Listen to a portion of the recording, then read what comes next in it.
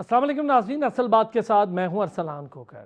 ایران اسرائیل جنگ ایک طویل جنگ میں تبدیل ہوئی، 2 ہفتے کے قریب یہ جنگ چلی اور پھر بالآخر اس کو رکوایا گیا اور بہت بہتر ہوا اس خطے کے لیے۔ جنگ کسی صورت یہ خطہ اس کا متحمل نہیں ہو سکتا اور اس خطے کی بہتری کے لیے جنگ کا رکنا بہت ضروری تھا۔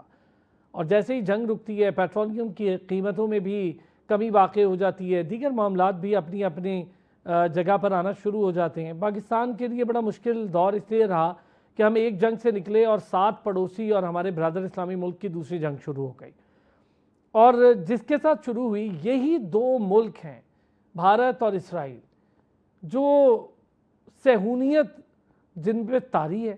اگر آپ ہندوتوا صہیونیت کی بات کریں یا جنونی یہودی صہیونیت کی بات کریں، ایک ہی طرح کا طرز عمل ہے۔ اگر ہم آکیوپائڈ کشمیر کی بات کریں، جو بھارت نے جس پر قبضہ کر رکھا ہے، وہاں پر آبادی کا تناسب بالکل ویسے ہی تبدیل کیا جا رہا ہے جیسا کہ اسرائیل آبادی کا تناسب تبدیل کر رہا ہے۔ اسرائیل کے حالات ہم سب کے سامنے آ گئے، اور اچھا بھی کہہ لیں، ایک طرح سے جنگیں اچھی نہیں ہوتی لیکن اچھا بھی کہہ لیں، کافی برے طریقے سے اسرائیل ایکسپوز ہوا۔ ان سارے کانفلکٹس، یعنی یہ 2 بڑے کانفلکٹس یا 2 بڑی وارز، انڈیا پاکستان وار اور ایران اسرائیل وار، اس کے بیچ میں بہت سے ممالک ایسے ہیں جن کے اپنے معاملات بھی کھل کے سامنے آئے، جن کے اپنی سٹینڈنگز بھی کھل کے سامنے آئیں۔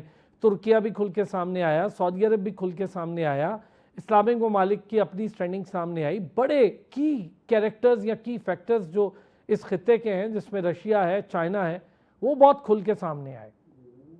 اور رشیا سے ہونے والی ملاقات کے فوری بعد ہم نے دیکھا ایک الگ موو لی صدر ڈونلڈ ٹرمپ نے۔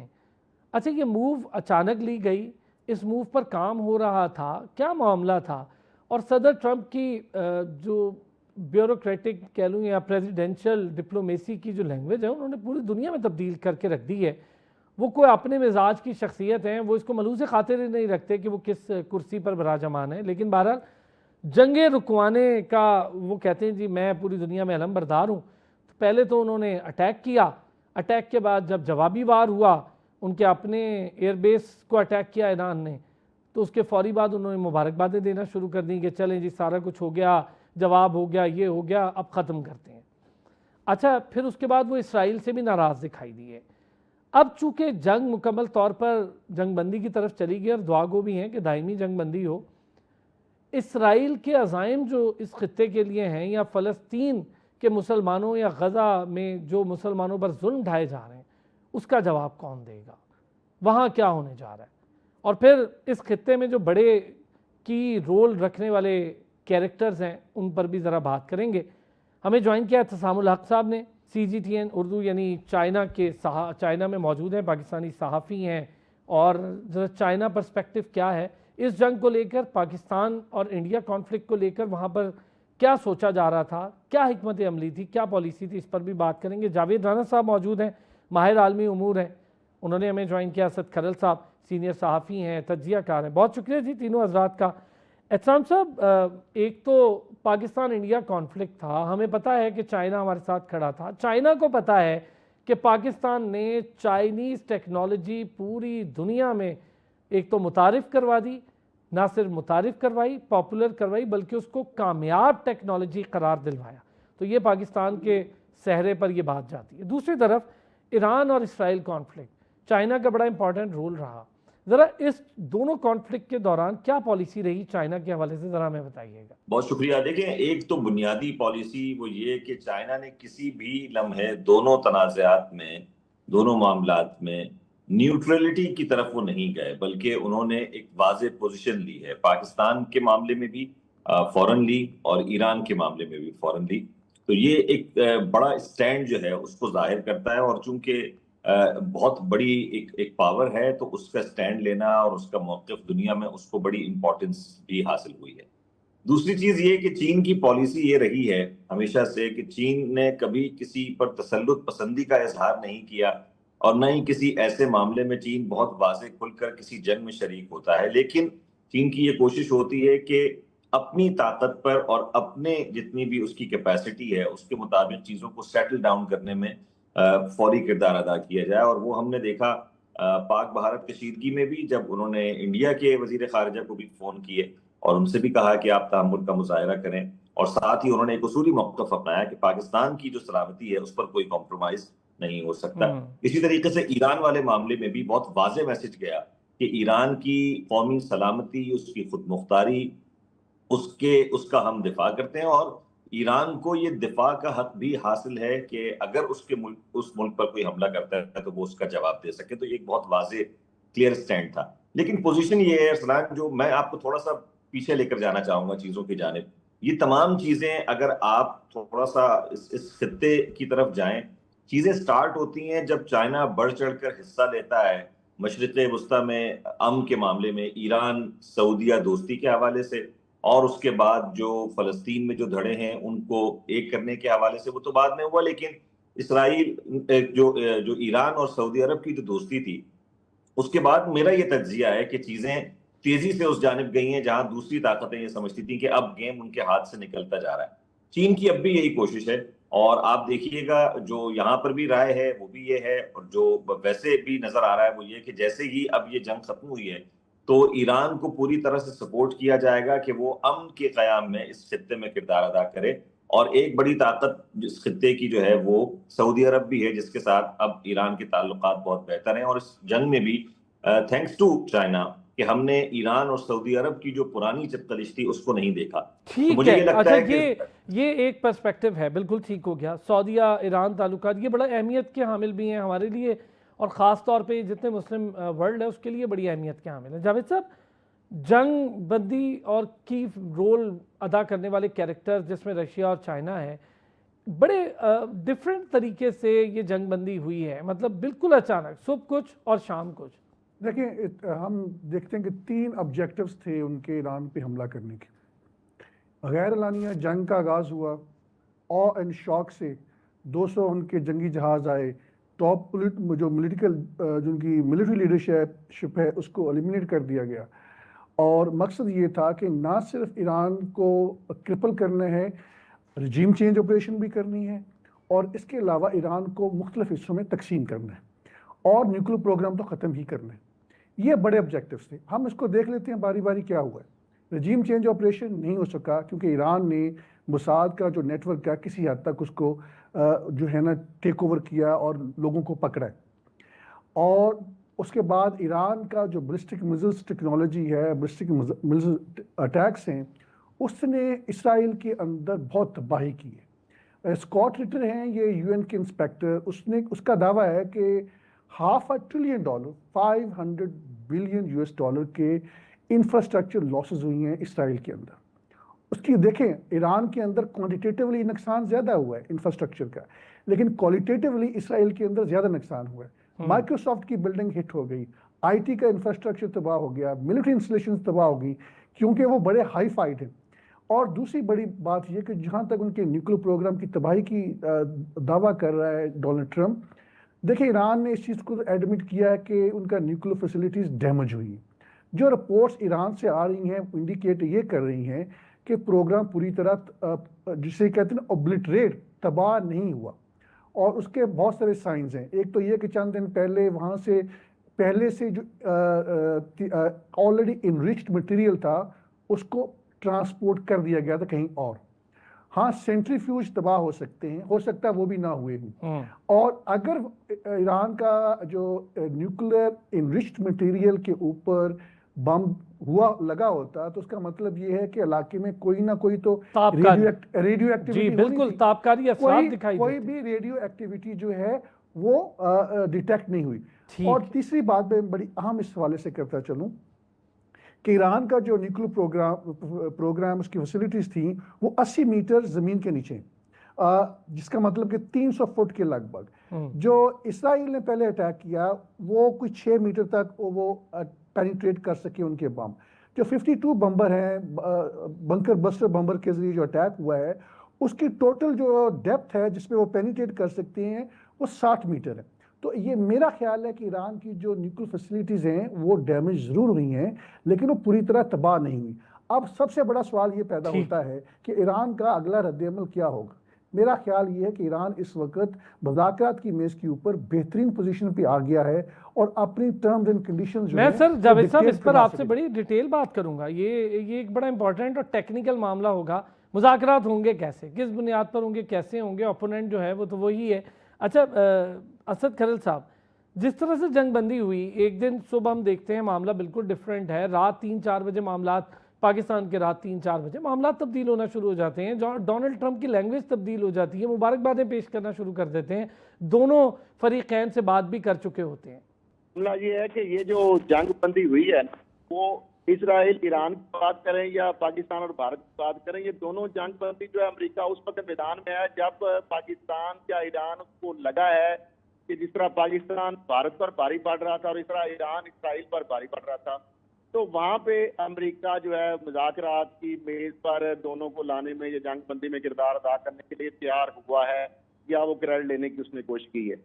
اور اگر یہ ایران کی اس جو حکمت عملی جس طرح سے ایران نے بھرپور طریقے سے جوابی حملے کیے ہیں, اگر ایران یہ نہ کرتا تو کبھی بھی جو امریکہ ہے وہ جنگ بندی کے لیے اپنا کردار ادا نہ کرتا. جس طرح ایران نے کہا تھا کہ جس طریقے سے کہ ایک طرف حملے اور دوسری طرف مذاکرات کی میز, تو جب تک یہ حملے نہیں رکیں گے اور جب تک ہم اپنا جواب نہیں دے لیں گے یہ پھر معاملہ ایسے ہی چلے گا. ہمیں ڈرا کے دھمکا کے یا جھکا کے مذاکرات نہیں کی جاتی. تو میں سمجھتا ہوں کہ یہ جو چیزیں ہیں دونوں جگہ پہ, ابھی جس طرح پہلے بھی بتایا گیا کہ اس میں جو ایران کے اوپر جو حملے ہوئے ہیں اس میں بتا دیں کہ کیا اسرائیل یا امریکہ وہ اپنے اہداف یا جو مقاصد ہیں کیا وہ حاصل کر سکا ہے, کیا وہ جوہری ٹیکنالوجی جو ہے ایران کی اس کو ختم کر چکا ہے یا ختم کر سکا ہے, کیا وہ ایران کے اندر جو رجیم چینج آپریشن کا جو بار بار ان کی خواہش تھی اور بڑی درینہ خواہش تھی امریکہ بھی اور اسرائیل, کیا اس میں وہ کامیاب ہوا ہے.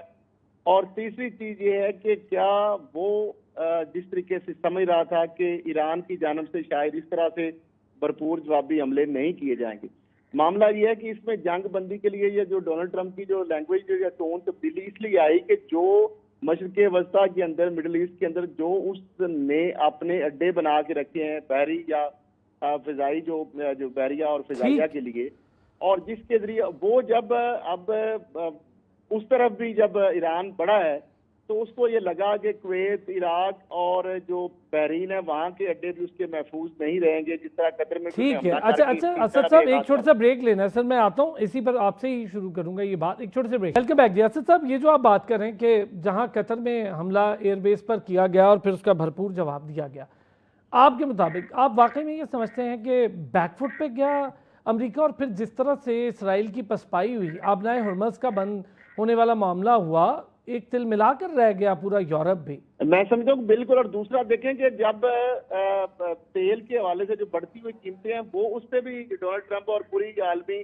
جو قوتیں ہیں وہ پریشان ہو گئی تھی کہ اگر یہ جنگ مزید جاری رہی تو ایک تو جو امریکہ نے تسلط قائم کیا ہوا اپنے اڈوں کے ذریعے, بحری اور فضائیہ کے اڈوں کے ذریعے, ایک تو وہ اس کا ختم ہوتا نظر آ رہا تھا خطے کے اندر, اور دوسرا اس کو جو تیل کی قیمتیں اور باقی جو اسرائیل کی جو اس کو بھارت کی طرح جو پسپائی پہ پسپائی اس کی دیکھنے میں آ رہی تھی اور اس پر بھی وہ بہت زیادہ پریشان تھا. تو میں سمجھتا ہوں کہ اگر ایران کا یہ جارانہ یا بھرپور طریقے سے وہ جواب نہ دیتا تو یہ جنگ اور بھی آگے پھیلنی تھی. تو معاملہ یہ ہے کہ میں سمجھتا ہوں کہ یہ جو اب یہ ثابت ہو گیا ہے کہ ایک طرف دونوں جو اسلامی ممالک ہیں وہ پاکستان ہو یا ایران ہو, اسی دوسری طرف امریکہ یا اسرائیل جو ہے میں سمجھتا ہوں دونوں فتح جو ہے پاکستان کو بھی پہلے فتح ہوئی ہے اور اسی طریقے سے ایران کو بھی فتح سے امکنار ہوا ہے. اور یہ جو اسرائیل اور امریکہ جو ہے اپنے جو بدماشوں کے ذریعے جو بنا کے انہوں نے رکھے ہوئے ہیں وہ بری طرح اس میں ناکام ہوئے. ان کو جو اہداف یا گول اپنے وہ اچیو نہیں کر سکے, اور جو ان کا ایک بھرم بنا ہوا تھا جو ہائی پہ کریٹ ہوئی تھی وہ بری طرح اس کو وہاں پہ میں سمجھتا ہوں کہ پسپائی ہوئی ہے. اور یہی وجہ ہے کہ آج امریکہ اگر مذاکرات کے لیے جو ہے ملا رہا ہے تو وہ اس کی وجہ یہی ہے کہ یہ پاکستان اور ایران نے بھرپور طریقے سے اپنی قوت دکھائی ہے اور اس کو ثابت کیا ہے, اور یہی وجہ ہے کہ وہ گھٹنے پہ آ گیا. کئی دعوے غلط نکل رہے ہیں, اس میں سے ایک دعویٰ امریکی میڈیا کا یہ بھی غلط نکلا کہ ایرانی قدس فورس کے جو سربراہ ہیں جنرل اسماعیل قانی, ان کی شہادت کے حوالے سے بھی بات ہوئی تھی, وہ بھی زندہ نکلے. تو یہ دعویٰ بھی ایک بڑا غلط ثابت ہوا. اچھا میڈیا وار یہ بڑی امپورٹنٹ ہے. جاوید صاحب کوئی اگر بات کرنا چاہیں میڈیا وار کو لے کے جس طرح سے میڈیا بیہیو کر رہا ہے، امریکی میڈیا کا بیہیویئر ہم نے دیکھا بالکل یک طرفہ نظر آ رہا تھا، پتہ چل رہا تھا معاملات. ہمارے ہاں اگر ہم دیکھیں تو بڑے اچھے طریقے سے تمام ایلیمنٹس، تمام حقائق ہمارے میڈیا نے انڈیا پاکستان وار میں بھی سامنے رکھے، ایران اسرائیل وار میں بھی سامنے رکھے. اچھا، جو ابھی طاقت کا مظاہرہ ایران نے کیا جس کا ذکر ابھی اسد کھرل صاحب کرے، آپ بھی یہ سمجھتے ہیں کہ ہمارے جو بڑے کیریکٹرز ہیں اس پہ تو میں الگ بات کروں، ایران نے جو طاقت کا مظاہرہ کیا، ایئر بیس تک کو اٹیک کر دیا، اس کی وجہ سے بیک فٹ پہ جانا پڑا، اور جو پسپائی ہوئی اسرائیل کی، جو ناکامی اسرائیل، وہ دیکھتے ہوئے جلد بیک فٹ پہ جانا پڑا؟ دیکھیں، میڈیا کا جو رول ہے بڑا امپورٹنٹ ہے. اس میں جو پہلے دن ان کا اٹیک ہوا ہے وہ بہت بڑا اٹیک تھا، اور اس کے بعد یہ کنکلوژنز ڈرا کیے جا رہے تھے کہ ایران اب اس پوزیشن میں نہیں رہا کہ وہ ریٹیلیٹ کر سکے گا اسرائیل کے خلاف. تو اور ظاہر ہے ویسٹرن میڈیا جو ہے اسی پکچر کو وہ پورٹرے کرتا رہا، اور جو رجیم چینج آپریشن ہے اس کے اوپر پاسبلٹی پہ بات کرتا رہا، اور جو ایران کو تقسیم کرنے کی پورے کا پورا منصوبہ ہے اس کے اوپر بات کرتا رہا. رضا پہلوی جیسے 2 نمبر جو کریکٹرز ہیں ان کے ورژنز کو جو ہے وہ پروموٹ کرتا رہا، حالانکہ ایران کے اندر اپوزیشن نام کی کوئی چیز ایگزسٹ اس طرح کرتی نہیں ہے، اور ایران کی حکومت نے over a period of time actually کوئی اپوزیشن رہنے نہیں دی. یہ ایک بہت بڑی ریالٹی ہے وہاں پہ. تو اس لیے یہ جو اوبویسلی ایک نیگیٹو رول جو ہے رہا. اور دوسری بڑی اہم بات یہ ہے کہ یہ ایک حقیقت ہے کہ موساد نے ایران کی جو سوسائٹی کے اندر پینیٹریٹ کیا ہے، کیونکہ جو پہلا حملہ ہوا ہے وہ اتنی اسکیل کے اوپر 200 جنگی جہاز، اور جو دعویٰ کیا جاتا ہے کہ 40% ان کی میزائل جو اسٹاک پائلٹس کو تباہ کیا، میں سمجھتا ہوں کہ یہ بڑی مبالغہ رائے کی بات ہے. آئی تھنک جو اس وقت ایران کا سب سے بڑا چیلنج ہے وہ 2 ہے. ایک تو ایران کو اپنی سوسائٹی کے اندر سے وہ وجوہات ختم کرنی پڑیں گی جس کی وجہ سے لوگ جو ہیں دشمن کے ہاتھ جو ہیں ایکسپلائٹ ہوتے ہیں اور جاسوس بنتے ہیں. اور دیکھیں یہ کوئی معمولی بات نہیں کہ ایران کے اندر سے اسرائیل نے جو خفیہ ڈرون بیسز بنائی ہوئی تھی جہاں سے حملے ہو رہے تھے. سر بھارت کا بھی تو رول ہوگا نا جاوید صاحب، بھارت کا رول ہوگا. Let's not get into India, وہ ایک ڈیفرنٹ ٹاپک ہے. ایک تو وجہ کیا تھی کہ سوسائٹی کے اندر سپریشن موجود تھا جس کی وجہ سے لوگ جاسوس بنے. اب ایران کی حکومت کی پالیسی اچھی ہے، انہوں نے کہا کہ دیکھیں جو بھی آدمی، جو بھی شخص اسرائیل کے لیے کام کرتا رہا ہے وہ ہمارے پاس آئے اور بتا دے، ہم چھوڑ دیں گے، معاف کر دیں گے، لیکن جو نہیں بتائے گا اس کے خلاف ایکشن لے گا. 700 لوگوں کو انہوں نے جو ہے گرفتار کر لیا ہے. ہاں اس کے اندر جو فورن نیشنلز بھی تھے، جس کے اندر ہندوستانی بھی تھے. آئی تھنک یہ ایک انڈر لائنگ میسج ہے کہ انڈیا جو ہے وہ پرو اسرائیل ہے. پاکستان ہو جائے یا ایران ہو جائے، ہندوستان کے لوگ جو ہیں، ہندوستان جو شہری ہیں وہ اسرائیل کے ہاتھوں یوز ہوتے ہیں. اور جو دیکھیں جو براڈر پکچر ہے کہ ایک کے بعد دوسری جنگ 2 مسلمان ممالک کے اوپر مسلط کی گئی ہے. اب اس کا مطلب کیا ہے؟ دیکھیں یہ ہمارے لیے بلیسنگ ان ڈسگائز ہے. اب ایران پہلے سے زیادہ مضبوط ہو کے نکلا ہے. پہلے ایران کو مجبور کیا جا رہا تھا کہ آپ 0% انریچمنٹ پہ آپ سے نیگوشیشن. جاوید صاحب ایک چیز اس میں ذرا ایڈ اپ کرنی ہے، اپنی جو ڈکٹیشن دے سکے گا نیگوشیٹنگ ٹیبل پہ. میری انڈرسٹینڈنگ یہ ہے کہ ایران کا جو پیسفل نیوکلیر پروگرام ہے وہ 30% یورینیم انریچمنٹ کے اوپر امریکہ کے ساتھ شاید مذاکرات آنے والے دنوں اور ہفتوں میں کامیاب ہو جائے. اوکے، ایک سے آؤں گا، ذرا ہم بات کریں گے فلسطین کو لے کر. کیا پوزیشن ہوگی اب فلسطین کی، غزہ کی اس جنگ کے بعد، اور کیا اس پوزیشن میں کوئی تبدیلی آئے گی؟ جو پہلے ایک ماحول تھا فلسطین کے اندر، ایک پریشانی تھی، ایک دہشت گردی کو وہ بیچارے فیس کر رہے تھے، اسرائیل کی دہشت گردی کو، کیا سچویشن میں کوئی تبدیلی آئے گی؟ واپس آتے ہیں بریک سے، اس پہ بھی بات کرتے ہیں. ویلکم بیک جی. جنگ اور جنگ کے خلاصے کے بعد اب جو سچویشن ہم جس پر بات کریں گے، فلسطین، کیا ملا فلسطین کے لوگوں کو اور کیا ملنے جا رہا ہے؟ کیا کچھ بہتری آئے گی؟ کیا کوئی پوزیشن چینج ہو جائے گی دنیا کی فلسطین کو لے کر؟ اس جنگ کے بعد اسرائیل کو تھوڑی روک لگے گی؟ کیا ہونے جا رہا ہے؟ کیا امریکہ کو پوزیشن چینج کرے گا؟ ایران نے کافی کچھ سکھا تو دیا، دنیا کو بھی بتا دیا کہ جنگ میں اگر ہار نہ مانی جائے تو دوسرا اپنے مقاصد میں کامیاب نہیں ہوتا، چاہے وہ کتنے ہی خطرناک کیوں نہ ہو. اسد کھرل صاحب، کیا کوئی فلسطین کی سچویشن میں بھی تبدیلی ہوگی؟ دیکھیں فوری طور پہ تو شاید تبدیلی نہ آئے، لیکن اس کے اثرات یقیناً جو ہے اسرائیل جو ہے اس کی پوزیشن وہ پہلے والی نہیں رہی اب، کیونکہ جس طریقے سے اس نے ایران کے ساتھ پنگا لیا ہے اور جو اس کو ہزیمت کا سامنا کرنا پڑا ہے، اور یقینی طور پر اس کی دفاعی صلاحیت اور ہر حوالے سے اگر دیکھا جائے تو وہ کمزوری اس کی ہوئی ہے۔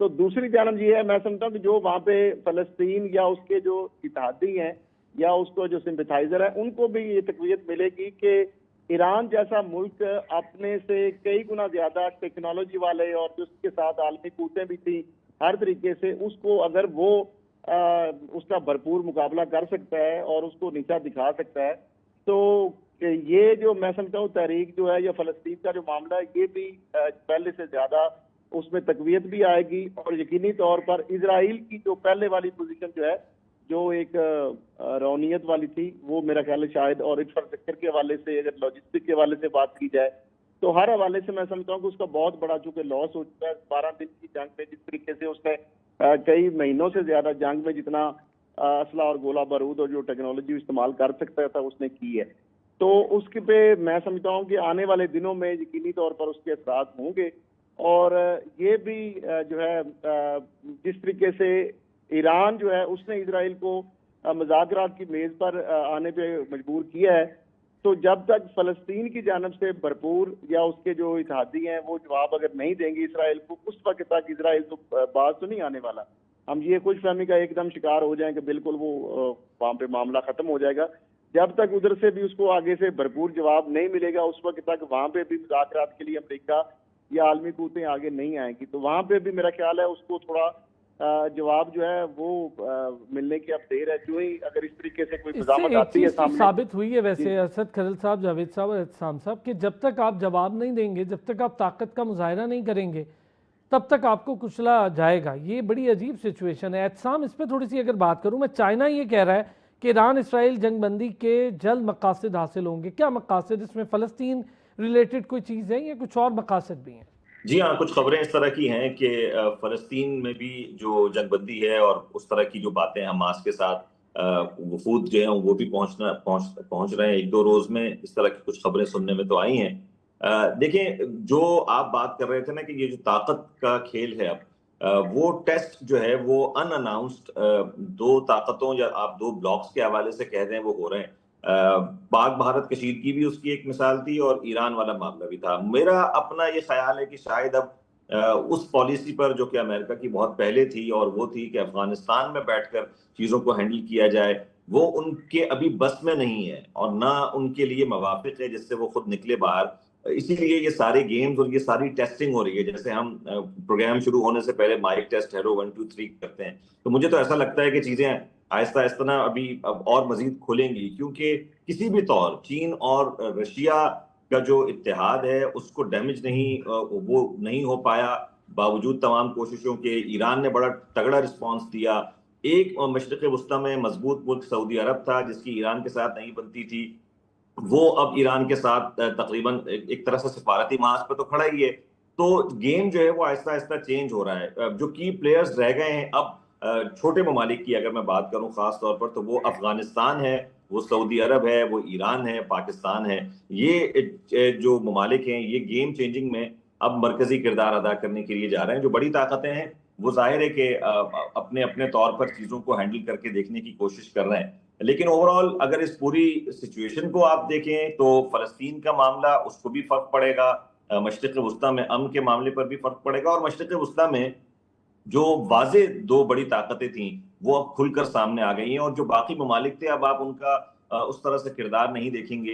ایون یو اے ای کا بھی مجھے لگتا ہے کہ زیادہ نہیں ہوگا، میکسیمم سعودی عرب جو ہے وہ سامنے آ سکتا ہے۔ تو یہ ایک پوزیشن ہے جو خطے کے حوالے سے بڑی کلیئر ہو گئی۔ جاوید صاحب، اگر ہم فلسطین کے تناظر میں کچھ دیکھیں، کچھ ہے فلسطین کے لیے اس جنگ بندی کے بعد؟ دیکھیں، 12 دنوں میں جب تک یہ جنگ رہی، اسرائیل نے 900 کے لگ بھگ فلسطینیوں کو شہید کیا۔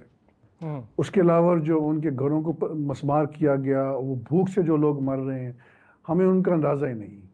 تو یہ ایک بہت بڑی ظالم ریاست ہے جو اپارتھائڈ ہے، ان ڈیموکریٹک ہے، اور ہمیں اس سے کوئی اچھی امید نہیں لگانی چاہیے۔ کچھ باتیں چل رہی ہیں جی کہ مذاکرات ہوں گے حماس کے ساتھ، ڈونلڈ ٹرمپ جو ہے وہ پیس ایگریمنٹ کروائے گا، میرا خیال ہے کہ ہمیں کسی بھی احمقوں کی جنت میں نہیں رہنا چاہیے. جو پرانا ایک اینشنٹ رول ہے مائٹ از رائٹ، جس کی لاٹھی اس کی بھینس.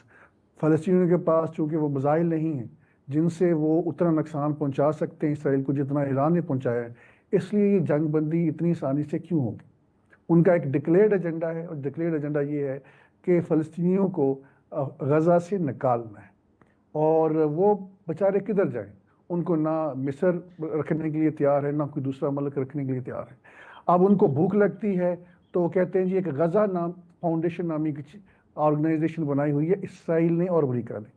تو اگر وہاں پہ 1000 لوگ چلے گئے ہیں تو 1000 میں سے میں مثال دے رہا ہوں 50-60 مر سکتے ہیں، 100 مر سکتے ہیں. ڈرون سے اوپر حملہ کرے گا، کچھ کو کوئی فوڈ پیکیجز مل جائیں گے، کچھ کو نہیں ملیں گے.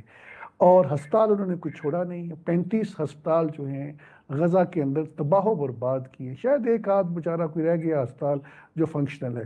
ایک ان کا ہسپتال پہ ایران نے میں سمجھتا ہوں کہ اس کا امپیکٹ کی وجہ سے وہ ڈیمیج ہوا ہے، اس کے اوپر انہوں نے شور مچانا شروع کر دیا. کہنے کا مقصد یہ ہے کہ جو بڑی پکچر ہے اس کے اندر جو ملک اور جس علاقے میں ان کے پاس طاقت ہوگی، ملٹری ڈیٹرنس ہوگا، وہی بچ سکیں گے. ورنہ ان کے اوپر اسرائیل سمجھ لیں، ہندوستان سمجھ لیں، اب باقی طاقتیں سمجھ لیں، یوکرین دیکھ لیں رشیا کیا کر رہا ہے، وہ قبضہ کر لے گا. مائٹ از رائٹ، وہی پرانی باتیں. یہ جو ہمیں بتایا جاتا ہے انسانی حقوق، freedom of expression, freedom of association, یہ سب باتیں اس وقت تک ٹھیک ہیں جب تک ان کی ضرورت ہے.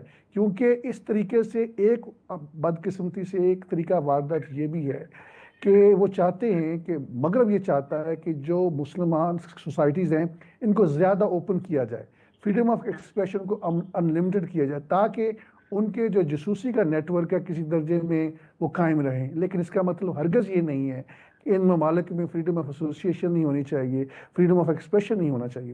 تو ہمارے ہاں تو خیر صورتحال آل ٹوگیدر ڈفرینٹ ہے.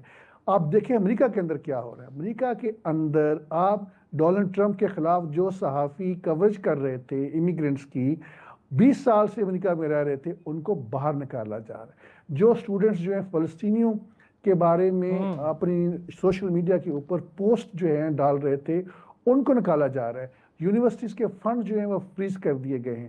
کیا وجہ ہے؟ کیونکہ وہ اسرائیل کے خلاف مظاہرے کرنے میں مدد کر رہے تھے. تو آل آئی ایم سیئنگ از کہ ہمیں جو براڈر پکچر ڈیولپ ہو رہی ہے، ہمیں یہ دیکھنا ہے کہ 2 چیزیں بڑی امپورٹنٹ ہیں.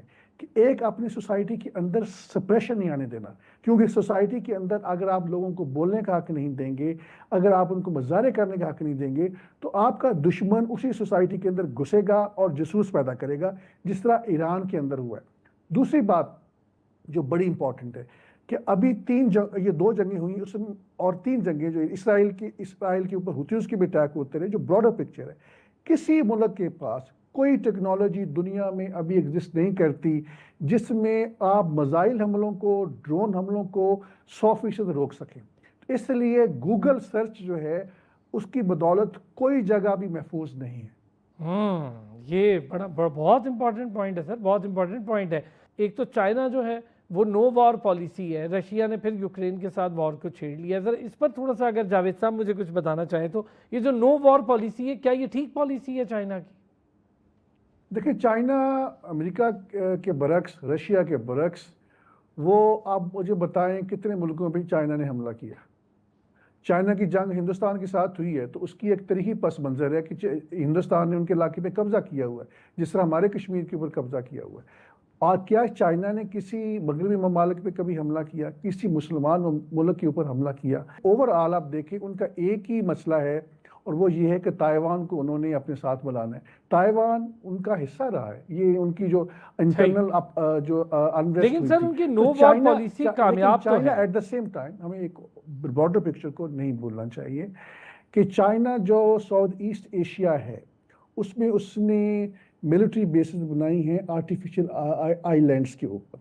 اب اس کی وجہ یہ ہے بنیادی طور پہ کہ امریکہ جو ہے مختلف جو ساؤتھ ایسٹ ایشیا میں ممالک ہیں ان کے ذریعے ہندوستان کے ساتھ اتحاد بنایا ہوا ہے، آسٹریلیا کے ساتھ بنایا ہوا ہے، تاکہ اگر کل کوئی جنگ ہوتی ہے چائنا کے ساتھ تو وہ ان ممالک کے ساتھ مل کے چائنا کے اوپر حملہ کر سکیں. زبردست. یہ تو ٹیکنیکلی آپ کی بات بالکل ٹھیک ہے اور چائنا بھی وہاں نظر رکھے ہوئے ہے. بہت شکریہ جاوید صاحب, وقت کی بڑی کمی تھی. جاوید رانا صاحب تھینک یو سو مچ. اسد کھرل صاحب کا بہت شکریہ. احتسام الحق صاحب کا بہت شکریہ. کل پھر ہوتی ہے آپ سے ملاقات. اپنا خیال رکھیے.